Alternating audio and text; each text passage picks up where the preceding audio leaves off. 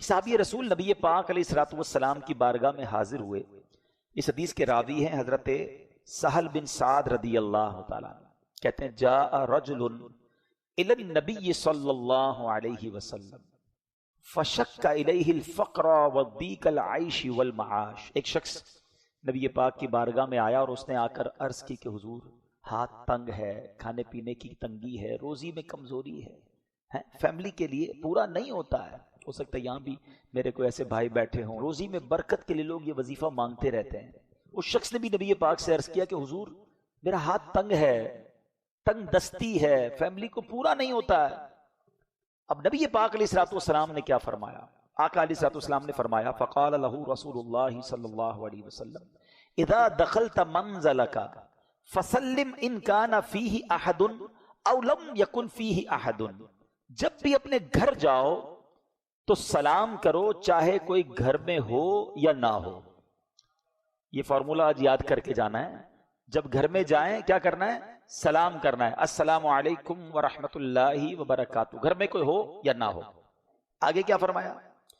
ثم سلم علیہ، نبی پاک نے فرمایا پھر مجھ پر سلام بھیجو، یعنی درود پڑھنا ہے. تیسرے نمبر پہ فرمایا وَاقْرَأْ قُلْ هُوَ اللَّهُ أَحَدٌ مَرَّةً وَاحِدَةً. پھر سورہ اخلاص قُلْ هُوَ اللَّهُ أَحَدٌ اللَّهُ الصَّمَدُ لم یلد ولم یولد ولم یکن لہ کفوا احد. یہ سورہ اخلاص ایک بار پڑھنی ہے. اس شخص کو یہ نبی پاک نے وظیفہ بتا دیا. اب اس نے کیا کیا؟ حدیث کے الفاظ ہیں ففعل الرجل فأدر اللہ علیہ الرزق حتی افاض علی جیرانہ وقراباتہ. اس شخص نے یہ عمل کرنا شروع کر دیا، اللہ نے اس کے رزق میں اتنی برکت ڈال دی کہ پڑوسیوں کی مدد بھی کرنے لگا، رشتہ داروں کو بھی دینے لگ گیا. پہلے اپنی فیملی کو پورا نہیں ہوتا تھا، اب جناب دوسروں کی فیملیوں کو بھی وہ مدد کرنے لگ گیا. تو یہ وظیفہ آج یاد کر لیں. درود پاک کیسا کمال کا وظیفہ ہے. جب بھی گھر جانا ہے پہلے سلام کرنا ہے، پھر درود پاک پڑھنا ہے، اور پھر سورہ اخلاص پڑھنی ہے. اللہ کریم ہم سب کی روزی میں برکت عطا فرمائے، رزق حرام سے ہم سب کو محفوظ فرمائے. ایک زندگی کا ٹارگٹ رکھیں میٹھے اسلامی بھائی. روزی یقیناً ہم سب چاہتے ہیں برکت والی ہو، مگر حرام نہ ہو. پہلے اس کو لاک کر دیں، کدھر سے بھی میری روزی میں حرام نہیں آنا چاہیے. کیونکہ حرام روزی آ گئی نا، وہ ساری روحانیت لے جائے گی. نہ دعائیں قبول، نہ سجدے قبول، نہ عبادت قبول. ایک تو آج کے دور میں نیکی کرنا مشکل، بڑی محنت کر کے مسجد آؤں، دل کہیں اور لے جا رہا ہوتا ہے. اب جناب نماز بھی پڑھوں تو جناب روزہ بھی رکھوں اور پھر عبادتیں بھی کروں، اور کھانا حرام، روزی حرام.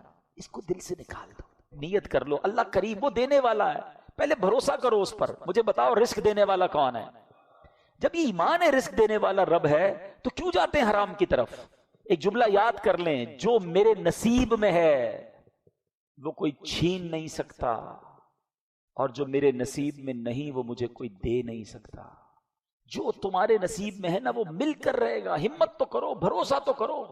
شارٹ کٹ مارنا ہے، جلدی امیر بننا ہے، اس چکر میں جیسے بھی آئے پیسہ لے لیتے ہو. نہ جائیں حرام کی طرف، یہ سب ادھر ہی رہ جائے گا. حضرت موسیٰ علیہ الصلوۃ والسلام نے ایک شخص کو دیکھا گر گڑا کر رو کر اللہ کی بارگاہ میں دعا کر رہا ہے، یا اللہ میری مدد کر دے، یا اللہ میرا مسئلہ حل کر دے. اللہ کریم کی بارگاہ میں حضرت موسیٰ علیہ الصلوۃ والسلام تو کلیم اللہ تھے نا، عرض کی یا اللہ اس کی دعا قبول کر لے، کیسے رو رہا ہے، کیسے گر گڑا رہا ہے، کرم فرما دے. کیا فرمایا؟ اللہ کریم کی طرف سے ارشاد ہوا کہ اے موسیٰ یہ اتنا روئے کہ روتے روتے مر جائے، اتنے ہاتھ اٹھائے کہ اس کے ہاتھ آسمان کو چھو جائیں. اے موسیٰ میں نے پھر بھی اس کی دعا قبول نہیں کرنی. کہ یا اللہ وجہ کیا ہے؟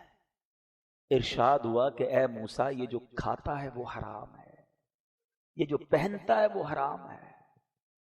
پلیز آج ایک پکی سچی نیت کر لو، نہیں چاہیے مجھے حرام کے کروڑوں نہیں چاہیے، مجھے حلال کے تھوڑے بھی چاہیے. اللہ اس تھوڑے میں ہی برکت ڈال دے گا، اس تھوڑے میں ہی سکون ڈال دے گا. یہ جو حرام کے پیچھے دوڑ لگی ہوئی ہے نا کہ یار بس کدھر سے بھی آنا چاہیے، یہ پورے مال کو ناپاک کر دیتا ہے، یہ ہماری پوری عبادتوں کو تہس نہس کر دیتا ہے. آپ ہمت کر لیں. کئی لوگوں کو ہم نے دیکھا جو کہتے تھے یار سود کا کاروبار چھوڑیں گے تو سارا کاروبار ہی بیٹھ جائے گا، مگر ہمت کی، اللہ نے پہلے سے اچھا کر دیا. بہت پرانی بات ہے، ہمارے دعوت اسلامی کے ایک مبلغ اٹلی گئے بیان کرنے کے لیے، مدنی کام کے لیے گئے تھے، تو وہاں ایک اجتماع تھا، تو اجتماع میں انہوں نے رزق حلال پر ہی بیان کیا. تو اس بیان کے بعد ایک نوجوان اس مبلغ دعوت اسلامی کے پاس آیا، اس کی آنکھوں میں آنسو تھے.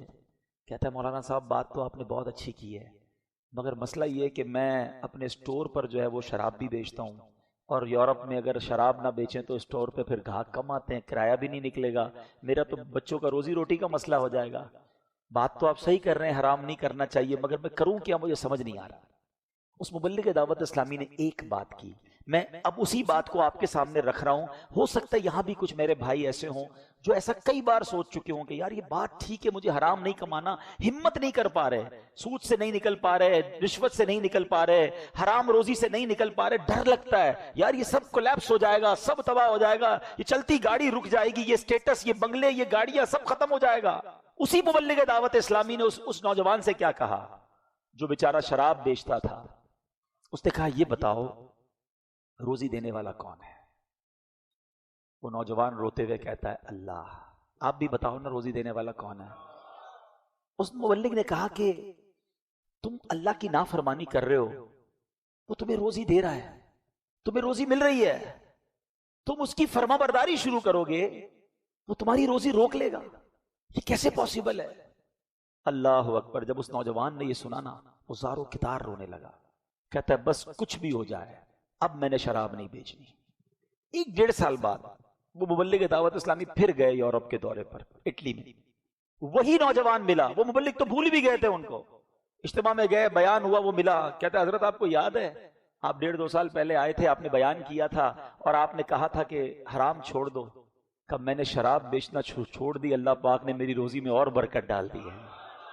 مجھے سمجھ نہیں آ رہا یہ کیا ہو رہا ہے، اللہ کریم ایسے نواز رہا ہے، میں پہلے سے زیادہ کما رہا ہوں، 100% حلال کما رہا ہوں. بس یہی تو کرج چاہیے، یہی تو اسٹیپ بڑھانا ہے، یہی تو نیت کرنی ہے. تم ایک قدم بڑھاؤ اس کی رحمت 10 بار تمہاری طرف چل کر آئے گی. تم چل کر جاؤ گے وہ رحمت دوڑ کر آئے گی. بس وہ ہمت نہیں کر پا رہے ہم کہ میں نے حرام نہیں کمانا ہے، اپنے بچوں کے لیے حرام چھوڑ کے نہیں جانا ہے. اللہ کریم یقین کرو تمہاری تھوڑی روزی میں بھی ایسی برکت ڈال دے گا. دیکھیں اصل میں ہیپینس جو ہے نا، خوشی ہم نے کوانٹٹی میں ڈھونڈی ہوئی ہے. دس از دا بگ مسٹیک. خوشی کوانٹٹی میں نہیں ہے. ہم سمجھتے ہیں جس کے پاس زیادہ گاڑیاں ہیں، بڑا بنگلہ ہے، بہت پیسے ہیں، وہ زیادہ خوش والا ہے، برکت والا ہے. ہم نے برکت کو کوانٹٹی سے ٹیگ کر دیا ہے. دس از بگ مسٹیک. نہیں جناب، اگر پیسوں سے ہی خوشیاں ملتی ہوتی تو کوئی پیسے والا غمگین نہ ہوتا، پیسوں سے ہی صحت ملتی تو کوئی پیسے والا بیمار نہ ہوتا. ہم سے پوچھو، ملتے ہیں ایسے لوگوں سے، ایسی پریشانیاں بتاتے ہم حیران ہو جاتے ہیں کہ اربوں روپے ہیں، بندہ بیچارہ کتنی بڑی پرابلم میں، اس کی فیملی میں کتنا بڑا ایشو ہے. تو برکت کوانٹٹی میں نہیں ہے، برکت جو ہے وہ کوالٹی میں ہے، معیار میں ہے. تھوڑے پیسے ہوں، کوئی بیماری نہ ہو، سکون کی نیند آتی ہو، کوئی دوائی نہ کھانی پڑتی ہو، بچے سارے نمازی فرما بردار ہوں، بیوی فرما بردار ہو، لڑائی جھگڑے گھر میں نہ ہو. بتاؤ وہ خوشی میں ہے یا جس کے پاس اتنے پیسے کہ گن نہیں سکتا مگر گھر میں جائے تو ہر وقت لڑائی جھگڑے کھڑے ہیں، بیماریاں ہیں کہ ختم ہونے کا نام نہیں لے رہی، بچی کی شادی کی تو بچی کو طلاق ہو گئی، بچی گھر آ گئی. بتاؤ کون خوش ہے؟ ہمیشہ یاد رکھیں اللہ سے عافیت مانگو. کچھ نہیں ہوگا، میں آپ کو کہتا ہوں کچھ نہیں ہوگا. ارے اللہ کی رحمت ساتھ آئے گی. تم ہمت کر لو اور بس فیصلہ کر لو کہ کچھ بھی ہو جائے میں نے 1 روپیہ بھی حرام کا نہیں کمانا ہے. پھر دیکھو وہ کیسے غیب کے خزانوں سے عطا فرماتا ہے. اللہ مجھے بھی یہ توفیق عطا فرمائے، آپ کو بھی نصیب فرمائے، ہماری نسلوں کو بھی حرام روزی سے محفوظ فرمائے. اب آتے ہیں، آج میں نے جو موضوع سلیکٹ کیا ہے، جس موضوع پر میں نے چند باتیں کرنی ہیں، ایک بڑی کمال کی حدیث پاک ہے. اور نبی پاک علیہ الصلوۃ والسلام ایگزامپلز کے ذریعے جس طرح سمجھاتے ہیں بات کو، سبحان اللہ. احادیث میں ایسی مثالیں دی گئی ہیں، اور یہ بات سمجھنی ہوگی کہ اگر کوئی مبلغ یا کوئی واعظ یا کوئی عالم کوئی واقعہ سنا کر، کوئی ایگزامپل بتا کر کوئی بات سمجھاتا ہے تو یہ تو احادیث کا انداز ہے. ایکچولی ہم ہیومن بینگ ہیں اور ہماری سائیکی ہے کہ ہم ان چیزوں سے جلدی سمجھ جاتے ہیں. پیارے آقا علیہ الصلوۃ والسلام نے دیکھیں کتنی پیاری ایگزامپل بیان کی.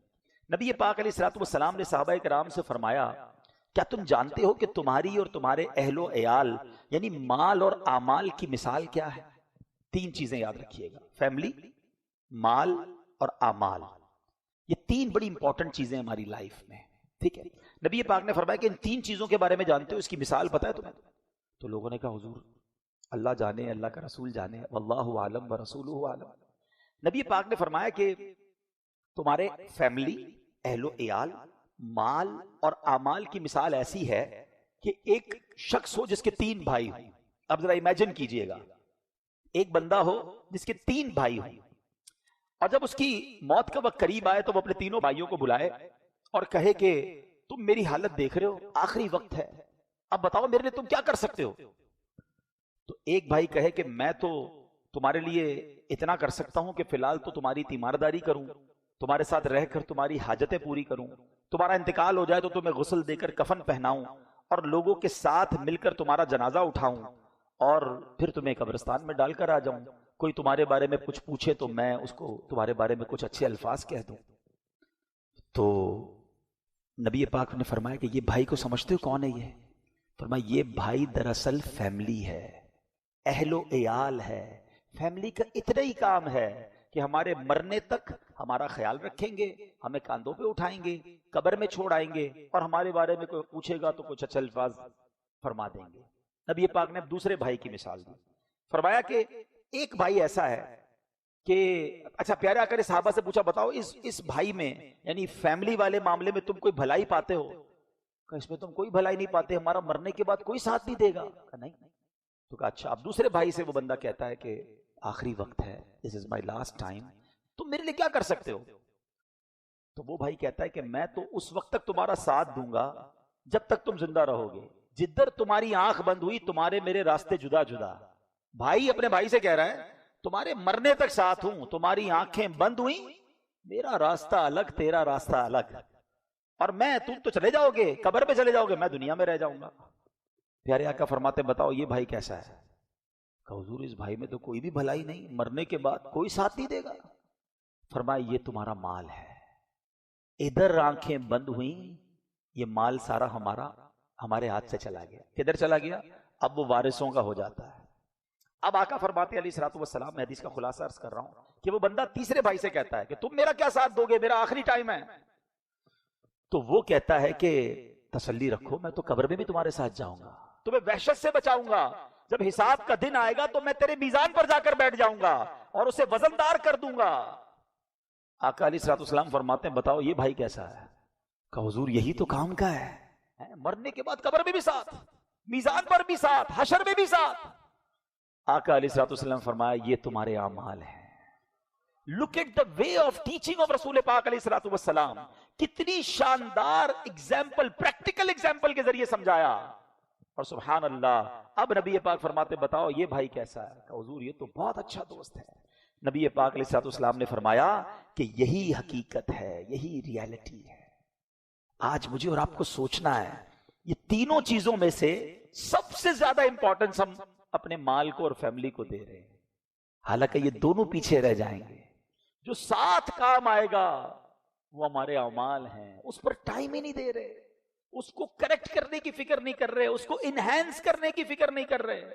جیسے میں نے ابھی بیان کے شروع میں کہا کہ مال کے پیچھے بھی ایسے پڑ گئے کہ زیادہ ہو جائے چاہے کیسے بھی ہو جائے، یہ نہ کرو۔ کتنا، میں تھوڑے دنوں پہلے بیٹھا تھا ایک جگہ پر، تو ہم سارے دوست مل کر کھانا کھا رہے تھے، تو کسی نے کہا یار فلاں بھائی جو ہے اس نے بڑی ترقی کی اور وہ اربوں پتی ہو گیا۔ میں ایسی مزاح میں نے کہا کہ یار اسی دسترخوان پر وہ بھی روٹی کھا رہا ہے، ہم بھی روٹی کھا رہے ہیں، ایک بندہ ایسا بھی ہے جو جس کے پاس تو کچھ بھی نہیں ہے، بیچارہ وہ غریب ہے، مقروض ہے، اس کے ارب روپے پہ بھی وہ وہی والی روٹی کھا رہا ہے کہ جو مقروض بھی وہی والا کھانا کھا رہا ہے۔ ہم ایک ہی دسترخوان پہ بیٹھے ہیں، باقی پیسے چوپڑے میں ہی لکھے نا، کپڑے سونے کے کوئی نہیں پہنتا، سونے کے بسکٹ کوئی نہیں کھاتا، سونے کے بستر پر کوئی سوتا نہیں، باقی ایک لمٹ کے بعد پیسے صرف رجسٹر میں ہی لکھنے ہیں، اور وہ حرام والے لکھنے ہیں، بڑھاتے چلے جاؤ، خوش ہوتے چلے جاؤ، اتنے پلاٹ ہو گئے، اتنی فیکٹریاں ہو گئی، سب ادھر رہ جائے گا یار۔ اور یہ سوچو نبی پاک علیہ الصلوۃ والسلام نے کیا شاندار مثال کے ذریعے سمجھایا کہ جو قبر میں ساتھ آئے گا اس کی فکر کیوں نہیں کرتے۔ ہمارے مرنے کے بعد فیملی پتہ کیا کہتی ہے؟ میت نے پیچھے کیا چھوڑا، اور فرشتے کہتے ہیں میت نے آگے کیا بھیجا ہے۔ سوچو آگے کیا بھیجا ہے اس کا کب سوچیں گے، اس کی پلاننگ کب کریں گے. اور یہ لفظ جو میت ہے نا، اس کو بھی ذرا تھوڑا سا میں ایلوبریٹ کر دیتا ہوں اور سمجھا دیتا ہوں. آج دنیا میں ایک ریس لگی ہوئی ہے، ذرا نام مشہور ہو جائے، فیم ہو جائے. ہیں خاص طور پہ جو اداروں میں ہوتے ہیں تو اپنے جو بھی عہدے ہوتے ہیں وہ ساتھ لگا رہے ہوتے ہیں، فلاں چیئرمین تو فلاں کرنل تو فلاں جرنل تو فلاں سپرنٹینڈنٹ تو فلاں سیاستدان تو فلاں ایم این اے تو فلاں ایم پی اے. اچھا کوئی پتہ چلا نہ سیاست میں جا سکا، نہ بیوروکریسی میں جا سکا، نہ فوج میں جا سکا، تو وہ اپنی سوسائٹی کا چیئرمین بننے کی کوشش میں ہوتا ہے. چلو کوئی نہ کوئی تو چیئرمین ہو جاؤں، کسی کا تو وائس چیئرمین. اچھا سارے سیٹوں کو خوش کرنے کے لیے عہدے بھی بڑھا دیے، پریزیڈنٹ بھی تو وائس پریزیڈنٹ بھی تو سینئر پریزیڈنٹ بھی. کوئی نہ کوئی سیٹ نکالو صاحب کو دے دو تاکہ اس کے نام کے ساتھ ٹیگ ہو جاؤ. ہم بھی بڑے خوش، کارڈ میں بھی چھپا رہے ہیں، فیس بک پہ بھی لگا رہے ہیں، پھر اپنا پیج بنا رہے ہیں، پھر اس پہ لائک بڑھا رہے ہیں. یہ ساری چیزیں اپنی جگہ. ساری زندگی کوشش کرتا رہا کہ نام ہو جائے.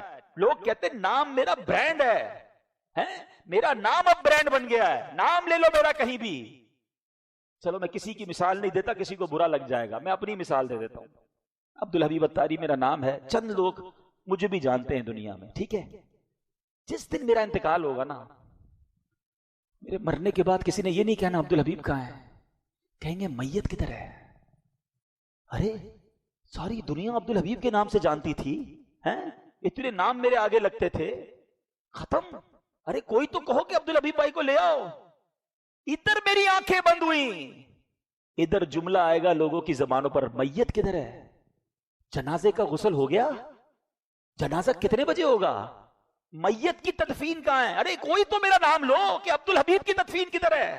عبدالحبیب کب آئے گا؟ اسے کب غسل دیا جائے گا؟ ساری زندگی اس نام کے پیچھے بھاگتا رہا اور اپنے نام کو بڑھاتا رہا، سب ختم. یہ ہے زندگی. لوگ ہمارا نام بھی نہیں لیں گے یار، وہ میت کہہ کے پکاریں گے. اسی لیے بھاگتا رہا اس نام کے پیچھے. جب حقیقت ہے قبر تو کیوں اس قبر کی تیاری نہیں کرتے؟ آج ایک اور بحث ہوتی ہے کہ خوش نصیب کون ہے، who is fortunate. بھائی وہ جس کے پاس پرائیویٹ جیٹ ہے. سنا ہے لوگ پرائیویٹ آئلینڈ خریدتے ہیں، بہت پیسے ہو جائے نا تو پھر خرچ بھی کرنے ہیں. کوئی پرائیویٹ جزیرہ ہونا چاہیے. جس کے پاس بہت جناب نوکر چاکر ہیں، جس کے پاس بڑا کر و فر ہے، اس کا آرڈر چلتا ہے، وہ خوش نصیب ہے. کچھ لوگ کہتے ہیں نہیں یار جس کی شہرت زیادہ ہے نا وہ خوش نصیب ہے. کچھ لوگ کہتے ہیں جو خوبصورت ہے نا وہ خوش نصیب ہے، دکھنے میں اچھا ہونا چاہیے. آؤ میں آپ کو قرآن کے ذریعے کچھ باتیں بتاتا ہوں. خوش قسمت کون ہے؟ مجھے ایک بات بتائیں کہ کچھ لوگ وہ ہوں گے جو کہتے ہیں نا یار جو بڑا خوبصورت دکھتا ہو، کتنی پتہ نہیں کریم ہے تو کتنے جناب وہ چیزیں لگا رہے ہوتے ہیں کسی طرح بھائی دنیا میں اسمارٹ لکھیں. میں ایک سوال کرنا چاہتا ہوں، تم دنیا میں خوبصورت ہو، آپ کو پتا ہے قیامت کے دن کچھ چہرے چمکیں گے اور کچھ چہرے سیاہ پڑ جائیں گے. خدا کی قسم خوش نصیب وہ ہے جس کا چہرہ قیامت کے دن چمکے گا. ارے وہ چہرہ کس کام کا کہ جو قیامت کے دن سیاہ پڑ جائے. اور میں نہیں کہہ رہا، قرآن کہتا ہے، سنو. اللہ کریم قرآن مجید میں ارشاد فرماتا ہے سورہ غاشیہ آیت نمبر 8 سے 10 تک کیا ارشاد ہوتا ہے؟ وجوہ یومئذ ناعمہ لسعیہا راضیہ فی جنت عالیہ. قرآن کہتا ہے کتنے ہی منہ اس دن چین میں ہیں، اپنی کوشش پر راضی، بلند باغ میں. اور آگے قرآن فرماتا ہے ایک اور جگہ، کتنے منہ اس دن روشن ہوں گے، ہنستے خوشیاں مناتے، اس دن خوش ہوں گے. اللہ میرا اور آپ کا ایمان سلامت رکھے. ایمان چلا گیا تو چہرے سیاہ پڑ جائیں گے، اللہ ناراض ہو گیا تو منہ کالا ہو جائے گا. ارے بلکہ ایسا بھی ہوتا ہے کہ کچھ بدنصیب تو ایسے ہوتے ہیں کہ مرنے کے بعد چہرہ کالا ہو جاتا ہے. اللہ سے دعا کرتے مولا تو نے ہمارے عیب چھپائے ہیں. لوگ ہمیں نیک سمجھتے، مولا یہ عیب چھپائے رکھنا، کہیں مرنے کے بعد لوگ باتیں نہ کریں کہ دیکھو اتنی بڑی بڑی باتیں کرتا تھا چہرہ کیسا ہو گیا.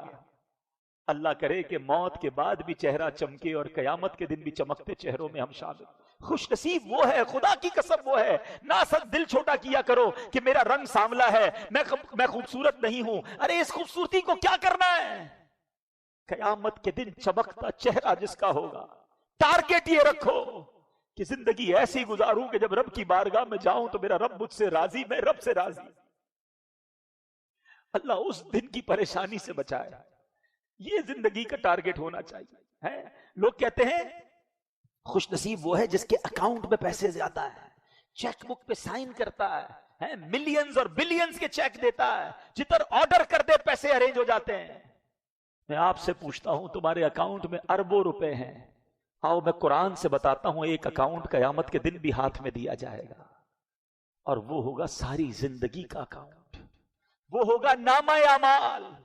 سنو اللہ قرآن میں کیا فرماتا ہے، سورہ انشقاق ہے، پڑھو قرآن، سب بتایا ہے قرآن نے۔ اللہ قرآن میں فرماتا ہے فَأَمَّا مَنْ أُوتِيَ كِتَابَهُ بِيَمِينِهِ، تو وہ جو اپنا نامہ اعمال دہنے ہاتھ میں دیا جائے گا، خوش نصیب ہوں گے جن کو ان کی بک آف ڈیڈ نامہ اعمال سیدھے ہاتھ میں دیا جائے گا۔ ان کو کیا ہوگا؟ قرآن کہتا ہے فَسَوْفَ يُحَاسَبُ حِسَابًا يَسِيرًا، اس سے انقریب آسان ایزی حساب لیا جائے گا۔ جس کو اپنا نامہ اعمال دائیں ہاتھ میں دیا گیا اس کا نامہ اعمال آسان طریقے سے کر لیا جائے گا۔ وَيَنْقَلِبُ إِلَىٰ أَهْلِهِ مَسْرُورًا، فرمایا اپنے گھر والوں کی طرف شاد شاد لوٹے گا، خوشی خوشی اپنے گھر والوں کے پاس آئے گا، میں کامیاب ہو گیا، سیدھے ہاتھ میں نامہ اعمال ملا، میرا حساب آسانی سے ہو گیا۔ اگر دوسری طرف فرمایا وَأَمَّا مَنْ أُوتِيَ كِتَابَهُ وَرَاءَ ظَهْرِهِ، فرمایا اور وہ جس کا نامہ اعمال اس کی پیٹھ کے پیچھے دیا جائے گا۔ علماء مفسرین کہتے ہیں پیٹھ توڑ کر اس کا بایاں ہاتھ نکالا جائے گا۔ فَسَوْفَ يَدْعُو ثُبُورًا، اور ان قریب وہ موت مانگے گا، وہ کہے گا میں مر جاؤں، ایسا اپنا نامہ اعمال کیسے پڑھوں گا اللہ کے سامنے۔ وَيَصْلَىٰ سَعِيرًا، اور بھڑکتی آگ میں جائے گا۔ اے میرے میٹھے اسلامی بھائی، ٹارگٹ یہ رکھو ادھر اکاؤنٹ اچھا ہو جائے، ادھر بیلنس شیٹ اچھی ہو جائے، اس کی فکر ہے۔ قیامت کے دن اگر الٹے ہاتھ میں نامہ اعمال دے دیا گیا تو کدھر جائیں گے؟ کون بچائے گا؟ کوئی بچانے والا نہیں ہوگا۔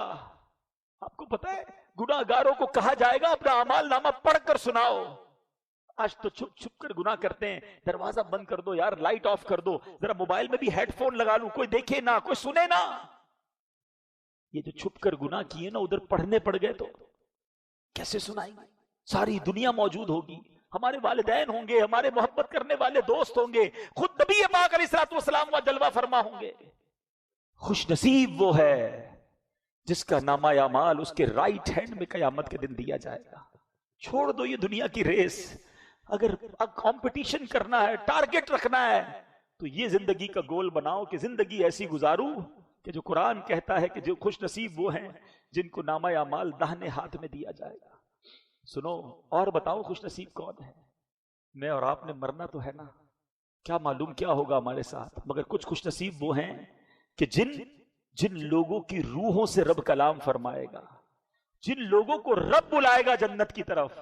میں اور آپ ساری زندگی دعا کر رہے ہیں اللہ معاف کر دے، جنت میں داخل کر۔ سنو قرآن کیا کہتا ہے، سورہ فجر ہے آیت نمبر 27 سے میں آگے تلاوت کر رہا ہوں۔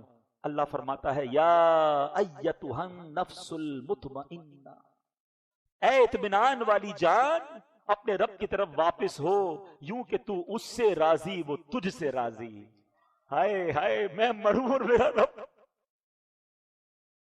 میرا رب یہ فرمائے کہ اے اطمینان والی جان آ جا میری طرف، میں تجھ سے راضی ہوں، تو مجھ سے راضی ہے۔ اور آگے کیا فرمائے گا سنو، فَادْخُلِي فِي عِبَادِي، پھر میرے خاص بندوں میں داخل ہو، وَادْخُلِي جنتی، اور میری جنت میں داخل ہو جا۔ وہ خوش نصیب کیسا ہوگا کہ ادھر اس کی آنکھیں بند ہوئیں، ادھر رب کی طرف سے یہ اعلان ہو جائے کہ اے نفس مطمئنہ آ جا، میرے خاص بندوں میں داخل ہو جا، میں تجھ سے راضی، تو مجھ سے راضی، آ جا میری جنت میں داخل ہو جا۔ بتاؤ یہ ہے خوش نصیب۔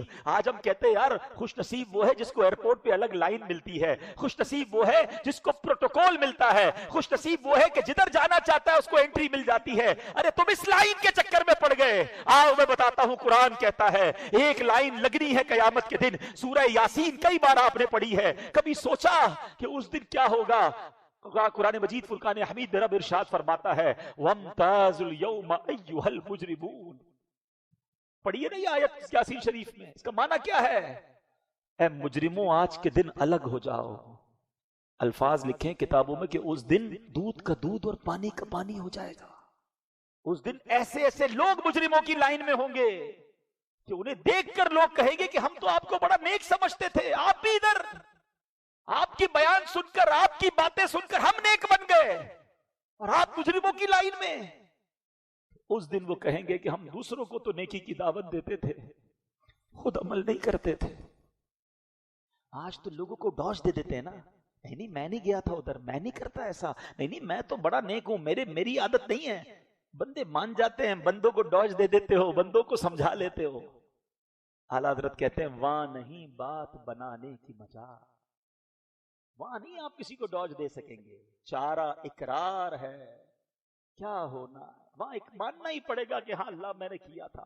کتابوں میں لکھا کہ بیٹا نیکوں کی لائن میں ہوگا، باپ مجرموں کی لائن میں ہوگا، استاد بعض اوقات مجرموں کی لائن میں ہوں گے، شاگرد نیکوں کی لائن میں لگے ہوں گے. اس دن سب کو پتا چل جائے گا. بتاؤ ادھر دنیا میں پروٹوکول والی لائن اچھی ہے، یہ خوش قسمت ہے یا وہ خوش قسمت ہے جو جنت میں جانے والوں کی لائن میں لگے گا؟ جب یہ آیت پڑھا کرو نا یاسین شریف میں، تو اللہ سے دعا بھی کیا کرو، اے اللہ ہوں تو مجرم، معاف کر دے، اور اس لائن میں نہ لگنا پڑے گناہ گاروں والی. اے اللہ نیکوکاروں والی، تیرے مقبول بندوں والی لائن میں کھڑا کر دینا. سنو آگے ہیں لوگ کہتے ہیں کہ یار میں بڑا زبردست حساب کتاب میں ماہر ہوں، آڈٹ کر لیتا ہوں، فوراً بندے کی چوری پکڑ لیتا ہوں، میرے سامنے حساب آئے میں ایک نظر میں پہچان لیتا ہوں. آؤ میں بتاتا ہوں میرے رب کی بارگاہ کا حساب کیسا ہے، اس حساب سے ڈرو. قرآن کہتا ہے، سب نے یہ آیت سنی ہوگی، رب ارشاد فرماتا ہے فَمَن يَعْمَلْ مِثْقَالَ ذَرَّةٍ خَيْرًا يَرَهُ. اللہ فرماتا ہے جو ایک ذرہ بھر بھلائی کرے اسے دیکھے گا. ایک ذرہ بھی کرو گے نا ضائع نہیں ہوگا، وہ دیکھے گا. مگر چھوٹے چھوٹے گناہ سمجھ کر گناہ کرنے والوں سنو، آگے قرآن فرماتا ہے وَمَن يَعْمَلْ مِثْقَالَ ذَرَّةٍ شَرًّا يَرَهُ. اور جو ایک ذرہ بھر برائی کرے گا وہ بھی اسے دیکھے گا. مجھے بتاؤ ہم کیسے بچ پائیں گے اگر یہ عادتیں خراب ہوئیں؟ اے میرے میٹھے اسلامی بھائی، خوش نصیب کہاں ہوں گے؟ خوش نصیبوں کی بات ہو رہی ہے. ایک اور قرآن کی آیت سنو، اللہ اکبر. اللہ میں نور قرآن نصیب فرمائے. سورہ انفطار میں رب فرماتا ہے ان الابرار لفی نعیم وان الفجار لفی جحیم. 2 آیتیں ختم ہو گیا نا، اعلان کر دیا رب نے. اللہ فرماتا ہے بے شک نیکوکار ضرور چین میں ہیں، وان الفجار لفی جحیم، اور بے شک بدکار ضرور دوزخ میں ہیں. اب اپنے بارے میں غور کر لو، میں کدھر ہوں؟ میں فجار ہوں یا ابرار میں سے ہوں؟ میں نیکوں میں سے ہوں یا میں بدکار میں سے ہوں؟ پر اب آگے کدھر رہنا چاہتا ہوں؟ پلیز سوچو، کب پتہ نہیں زندگی کا چراغ گل ہو جاتا ہے. جب میں رمضان میں نیک بن سکتا ہوں، میں رمضان میں نمازیں پڑھ سکتا ہوں، میں رمضان میں توبہ کر سکتا ہوں، تو پھر آگے کیوں نہیں؟ کیا نہیں جانا جنت میں؟ کیا نہیں جانا ابرار لوگوں کے ساتھ اللہ کی رحمتیں لوٹنے جنت میں؟ کہیں گناہ گاروں کی لائن میں کھڑے رہنے کا پلان تو نہیں کر لیا؟ Please make decision for your life اور ہیئر آفٹر. اپنی زندگی اور اپنی آخرت کے لیے آج فیصلہ کر لو. اے میرے میٹھے اسلامی بھائیوں، آج ہم سب یہ نیت کریں کہ اب اللہ کی رحمت سے دور نہیں ہوں گے، اب عبادتوں سے دور نہیں ہوں گے، اب گناہوں کی طرف نہیں جائیں گے، اب حرام روزی کی طرف نہیں جائیں گے، اب حرام کھانے پینے حرام محفلوں کی طرف نہیں جائیں گے. یار یہ آیت دھراتی نہیں ہے؟ ان الابرار لفی نعیم وان الفجار لفی جحیم. وہ جہنم میں جائیں گے جو فجار ہیں، اور نیک لوگوں کے لیے رب نے کیسے کیسے انعام تیار کر رکھے ہیں. آج لوگ کہتے ہیں میرے ساتھ پرابلم نہیں ہے، پرابلم ہوگی تو بڑے واسطے ہیں. ایک فون کرتا ہوں فلاں منسٹر فلاں ادارے والے آ جاتے ہیں، فلاں لوگ میری ہیلپ کرتے ہیں. قیامت کے دن کیا ہوگا سنو، اللہ قرآن میں فرماتا ہے یوم لا تملک نفس لنفس شیئا والامر یومئذ للہ. اللہ فرماتا ہے جس دن کوئی جان کسی جان کا کچھ اختیار نہ رکھے گی. نو بڈی دیر ٹو ہیلپ یو. کوئی کسی کی باپ بیٹے کی، بیٹا باپ کی، ماں بیٹے کی، بیٹی ماں کی، نو بڈی دیر ٹو ہیلپ یو. اور آگے فرمایا حکم کس کا چلے گا؟ لوگ کہتے ہیں میرا آرڈر چلتا ہے، میں جو کہہ دوں وہ ہو جاتا ہے. یہ ہے خوش نصیب جس کا آرڈر چلتا ہے. ارے چھوڑو اس کے آرڈر کو. اللہ قرآن میں کہتا ہے والامر یومئذ للہ، اور اس دن فقط حکم اللہ ہی کا ہوگا، جو رب چاہے گا وہ ہوگا. جس نے دنیا میں تکبر کیا ہوگا، جس نے دنیا میں اللہ کو ناراض کیا ہوگا، اللہ کے بندوں پر ظلم کیا ہوگا اور یہ کہا ہوگا کہ میرا آرڈر چلے گا، اس دن اسے پتا چلے گا کہ حکم کس کا چلے گا۔ میں نے آج آپ کو قرآن سے بتایا میرے میٹھے اسلامی بھائی کہ اس دن کی تیاری کرو۔ خوش نصیب وہ ہے جس کا چہرہ قیامت کے دن روشن ہوگا، خوش نصیب وہ ہے جس کو سیدھے ہاتھ میں نامہ اعمال دیا جائے گا، خوش نصیب وہ ہے کہ جب وہ مرے تو اللہ فرمائے اے مطمئن جان آ جا میری طرف، خوش نصیب وہ ہے جس کو مجرموں کی لائن میں نہیں، وَامْتَازُ الْيَوْمَ أَيُّهَا الْمُجْرِمُونَ والی لائن میں نہیں، اسے نیکوں کی لائن میں کھڑا کیا جائے گا۔ یہ دنیا کے پروٹوکول، یہ دنیا کی لائنیں ساری ایک طرف، کہتے یار وہ والا پاسپورٹ چاہیے، ساری دنیا میں الگ لائن لگتی ہے۔ ارے جنت والا پاسپورٹ لیا کہ نہیں؟ جب قیامت والے دن لائن لگے گی میں اس میں ہوں گا کہ نہیں؟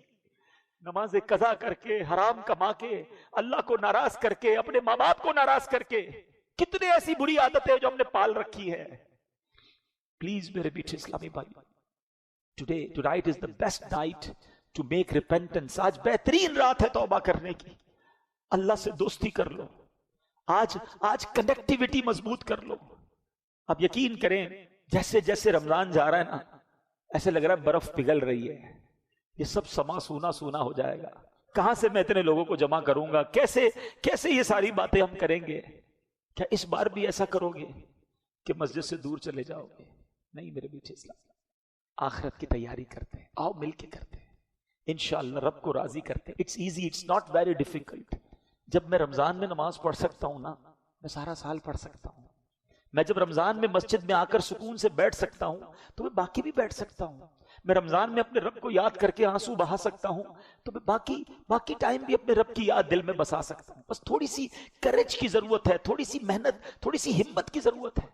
میں نے پہلے بھی بیانات میں کہا تھا کہ ہم ایسی توبہ اور ایسی کیفیت ہماری پہلے بھی بنتی ہے، لیکن پھر ہم چینج کیوں نہیں ہوتے؟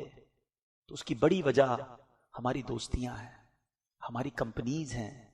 کیونکہ ہم جب یہاں سے نکلیں گے تو ایسے دوست ہم نے بنائے ہوئے ہیں کہ اگر ہم اس کو کہیں کہ یار اب ذرا نماز پڑھنے جا رہا ہوں رمضان کے بعد، تو مذاق اڑاتے ہیں، بھائی خیر تو ہے، رمضان چلا گیا اب جمعہ پڑھ لینا، مولوی بن گئے ہو کیا؟ اب اگر ایسے دوست ہیں جو میری نماز پہ میرا مذاق اڑائیں گے تو میں کیسے نمازی بنوں گا؟ وہ مجھے اللہ کی طرف آنے سے روکیں گے تو پھر تو میں پھنس جاؤں گا نا۔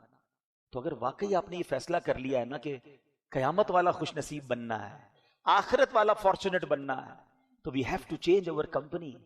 ہمیں ایسے دوست اپنانے ہوں گے کہ میں نماز نہ پڑھوں تو مجھے یاد دلائے کہ بھائی کدھر ہو، نماز کا ٹائم ہو گیا ہے۔ روایتوں کا مضمون ہے دوست وہ ہوتا ہے جسے دیکھ کر خدا یاد آ جائے۔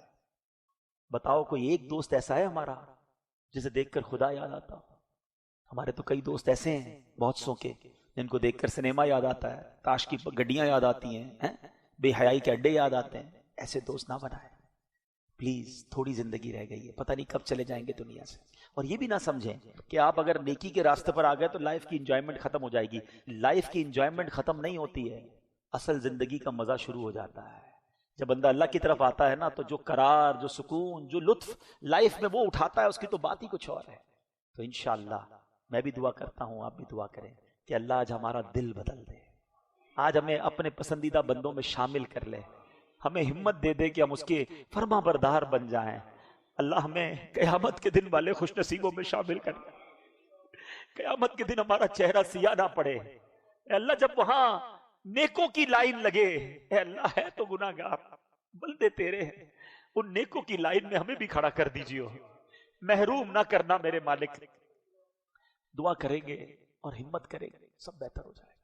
اللہ پاک مجھے بھی عمل کی توفیق دے، آپ کو بھی عمل کی توفیق دے۔ میرے